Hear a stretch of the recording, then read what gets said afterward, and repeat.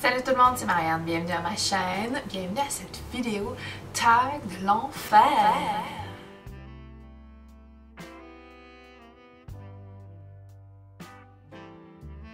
C'est un tag inventé par Clémence. Clémence qui a une nouvelle chaîne francophone. Clémence te parle de parfum. Je l'écoutais en anglais, mais maintenant je l'écoute en anglais et en français. Donc c'est formidable, formidable. Elle a créé un tag avec une douzaine de questions. J'adore les vidéos tag, puis récemment je trouve que mes vidéos sont assez sérieux et j'aime ça une vidéo tag pour faire un petit peu pas sérieux. À un certain point, ça pèse être sérieux et j'ai besoin d'un petit peu de légèreté dans ma vie. La COVID a finalement fait son chemin dans ma maison.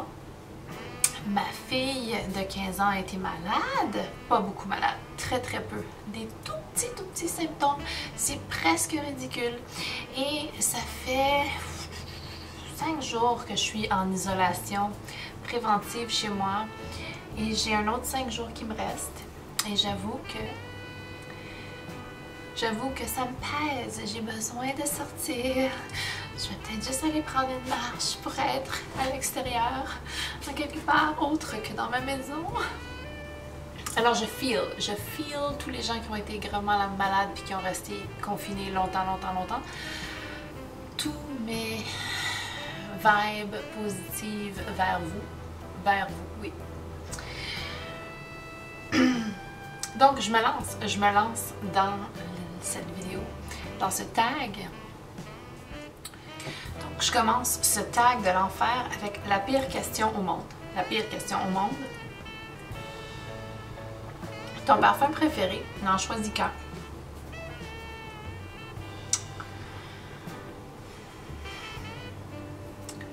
Clémence en a choisi plus qu'un. Elle a triché. Donc moi aussi je vais tricher. Mais mettons que j'en choisissais juste un.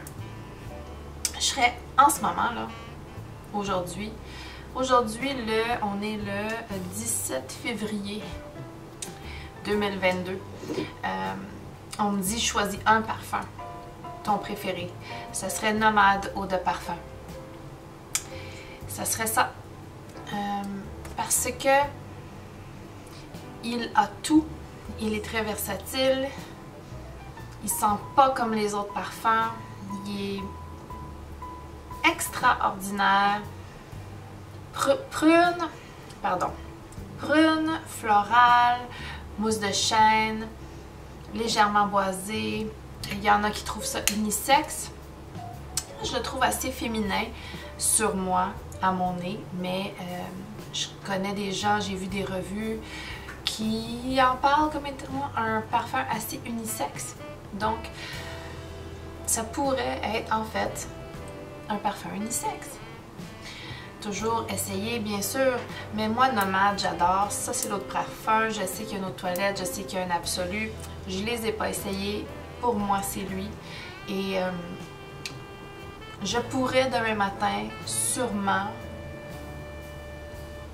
juste utiliser lui et dire que c'est mon préféré. Mais, si je pouvais tricher,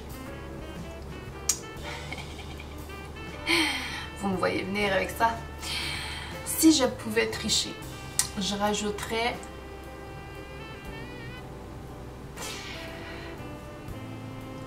Narciso Rodriguez eau de toilette For Her dans la bouteille noire. Je rajouterais Mon Guerlain parce que je peux être une basic bitch. Et je rajouterais Rider de Ex Idolo.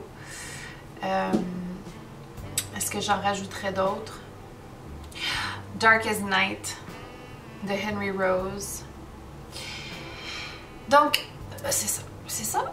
Je me suis permis de tricher vu que Clémence s'est permis de tricher. C'est comme ça. Donc, question numéro 2. Quel parfum te rend malade? Malade dans le sens vomir, dans le sens dégueuler. J'avoue que c'est La Vie est belle de Lancôme et je sais que c'est un populaire parfum. C'est un parfum très vendu. Chez moi, chez moi, pas dans ma maison, mais dans mon environnement, il y a beaucoup, beaucoup de La Vie est belle. Je sens ça partout, partout. Et c'est pas quelque chose que je déteste sentir sur les autres, mais c'est pas quelque chose que j'aime sentir vraiment non plus. Et sur moi, il me rend malade. Il me fait vraiment la nausée. Il vient vraiment chercher cet aspect nauséeux. Et La Vie est belle, c'est juste pas pour moi. Un jour peut-être, mais sait-on jamais. Troisième question. Combien de fois tu sprays? Dans la vie de tous les jours, je travaille. Et je travaille dans la santé. Donc à l'hôpital, je ne suis pas une oversprayer tous les jours, dans ma vie normale. Je suis une oversprayer quand je sors et je suis une oversprayer dans ma maison. Aussi, il y a des parfums que j'ai que je ne peux pas mettre trop et ça, je les connais déjà. Donc, en moyenne, quand je vais travailler, je mets 5 sprays. Un là, un dans le milieu, puis un de chaque, sur chaque avant-bras. 5. Mais, quand je overspray, quand je sors, quand je reste chez moi et je mets quelque chose que je sais que je peux le faire, là je mets 2 fois ici, 2 fois ici, 2 fois ici. Et après ça, je vais un petit nuage partout, partout, partout pour à peu près une douzaine de sprays, je dirais, total. Je peux faire ça avec quelques-uns de mes parfums, mais par contre, des puissants parfums, des extraits de parfums, Annie Denis Chaney, je ne peux pas faire ça. Porpora de Tiziana Terenzi, je ne peux pas faire ça. Il y a plein de parfums qui ont des exceptions ici, là. Par contre, quelques eaux de toilette ou Améthyste de la Lique, là je peux y aller en masse. Là je peux mettre 20 sprays puis il n'y en aura jamais assez. Mais en moyenne, j'en mets 5. Dans ma vie de tous les jours, quand je vais au travail, j'en mets 5. Ensuite, combien de fois dans la journée tu te parfumes?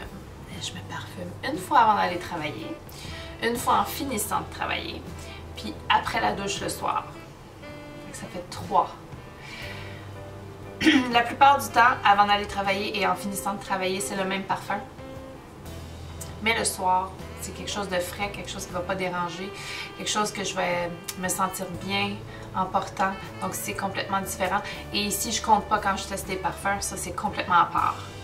Ça c'est juste moi qui porte mes parfums. Mon garde-robe olfactif personnel. Quel parfum associes-tu à un mauvais souvenir? Alors ça serait Moschino I Love Love Cheap and Chic. Je vais mettre la bouteille. J'ai la bouteille mais dans la chambre de ma fille parce que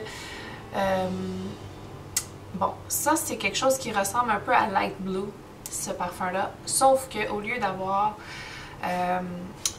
l'orange et... non, excusez, c'est pas ça. Au lieu d'avoir du citron et de la pomme comme fruit, il a de la mandarine ou de l'orange comme fruit. Donc c'est un fruité frais.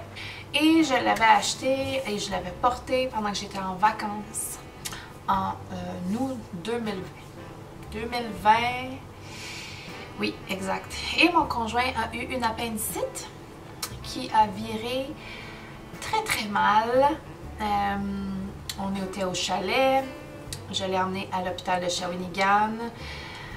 Son appendicite a été ignoré parce que qui a un appendicite à l'âge de 45 ans?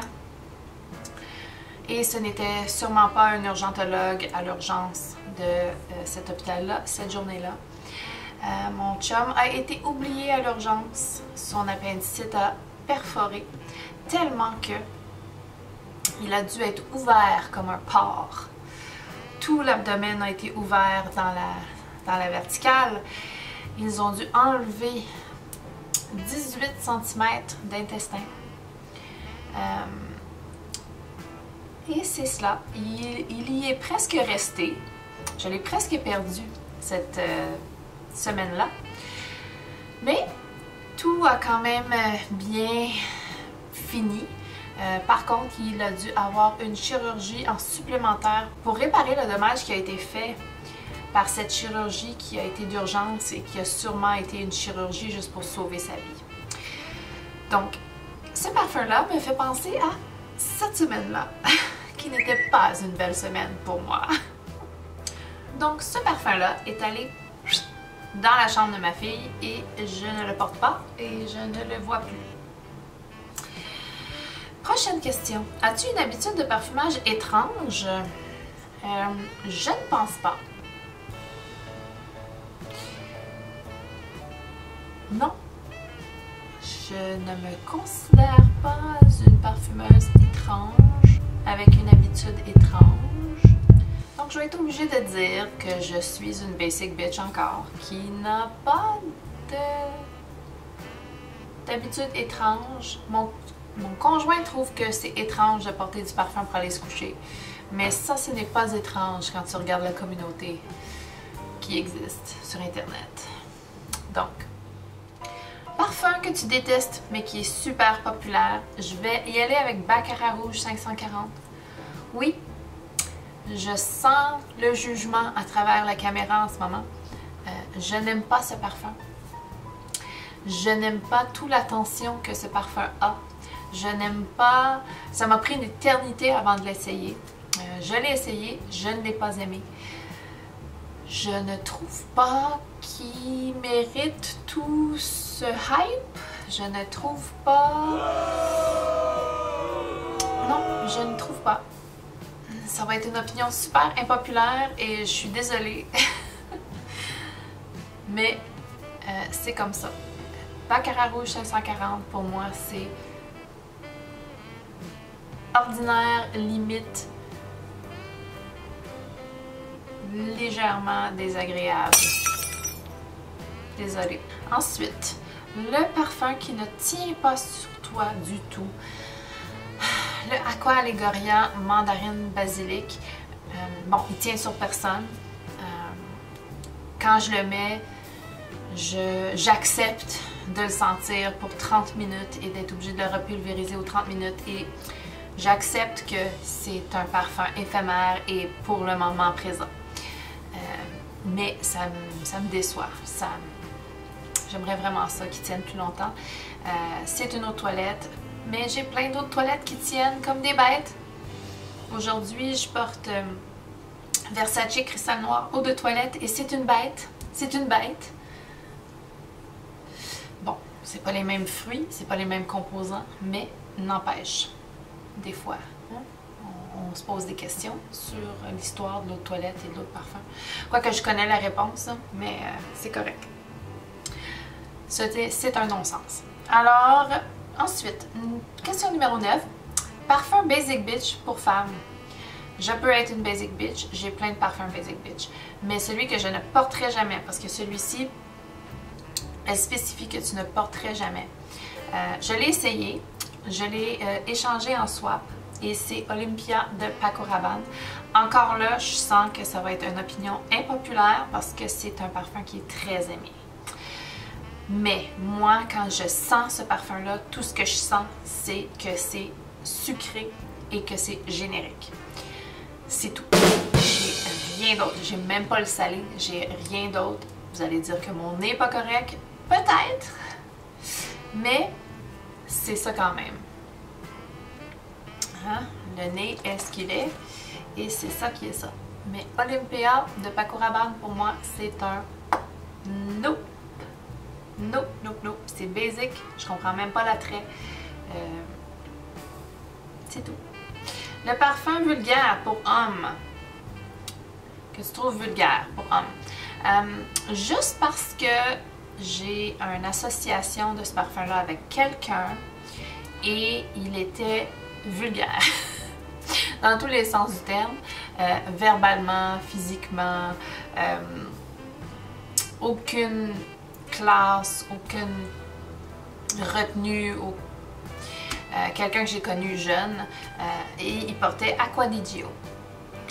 Parce que ça, c'est sorti en 96, Acqua di Gio. Et quand j'étais adolescente et jeune adulte, c'était très, très, très populaire. C'est encore très populaire, mais c'était très populaire. Et je sortais dans les clubs et je sentais ça. Et j'ai cette odeur-là spécifiquement associée à cette personne qui était vulgaire. Alors, j'ai une association de souvenirs émotifs avec ça. Acquadigio. Le nom de parfum le plus étrange. Donc, en théorie, non, pas en théorie, en pratique, toute la collection de parfums de la maison État libre d'orange, c'est des noms étranges. Mais il y en a un en particulier qui ressort dans mon esprit quand je pense à des noms étranges et c'est le parfum Sunny Side Up. Alors, Sunny Side Up en anglais, c'est quelque chose qu'on appelle une sorte de cuisson pour les œufs. Quand on dit que les œufs sont miroirs, qu'ils sont complètement, qui n'ont pas été tournés, que le jaune est bien centré dans le milieu de l'œuf. Je vais mettre une image parce que une image vaut 1000 mots. Ça s'appelle avoir ses œufs Sunny Side Up en anglais. Et je n'arrive pas à dissocier ce nom et cette imagerie d'œuf de déjeuner. Et c'est ça. Le parfum sent bon. C'est un parfum d'été, je trouve, assez... c'est pas spectaculaire, mais c'est bien. Mais le nom de ce parfum-là me fait penser à comment je prends mes œufs. Parce que moi, je les prends Sunny Side Up. Et oui, un parfum qui ne vaut pas sa valeur.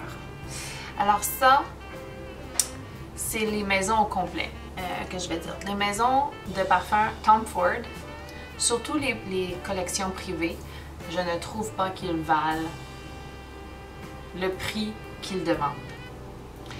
L'autre maison, c'est la maison de Francis Kurkdjian. Je trouve qu'ils sont tous les deux exorbitants en prix et que ça ne vaut pas le prix payé. C'est mon opinion personnelle. Je sais que ça va probablement être une opinion aussi impopulaire. J'ai beaucoup d'opinions impopulaires, on dirait. Oh là là! Donc, ces deux maisons-là, et puis je suis sûre qu'il y en a d'autres des maisons là, qui demandent beaucoup trop pour le nom comparé à la valeur du produit. Il y a plein de maisons de parfums qui ont des listes de prix qui sont vraiment justifiées. Ça, c'est vraiment pas justifié. Je ne comprends pas comment ça se fait qu'on demande ces prix-là pour ces parfums-là. C'est vraiment juste pour payer le nom. Tu ne payes pas pour la qualité du produit parce qu'il y a plein d'autres produits qui sont de qualité exceptionnelle et qui ne demanderont jamais ce prix-là. C'est assez exorbitant et ça me fait vraiment chier. Donc c'est tout pour ce tag. C'était très intéressant à faire. J'ai eu beaucoup de plaisir et j'aime ça avoir du plaisir à filmer mes vidéos. Ça peut pas juste être des revues très sérieuses et des listes sérieuses. Quoique mes listes sont pas toujours sérieuses, hein. J'aime ça avoir du plaisir. Et j'ai beaucoup de plaisir à filmer normalement. Si vous n'avez pas vu la vidéo tag de Clémence, allez la voir. Je vais la mettre dans la barre d'infos. Si vous avez aimé la vidéo, donnez-y un thumbs up. Abonnez-vous si ce n'est pas déjà fait et on se revoit bientôt. Bye!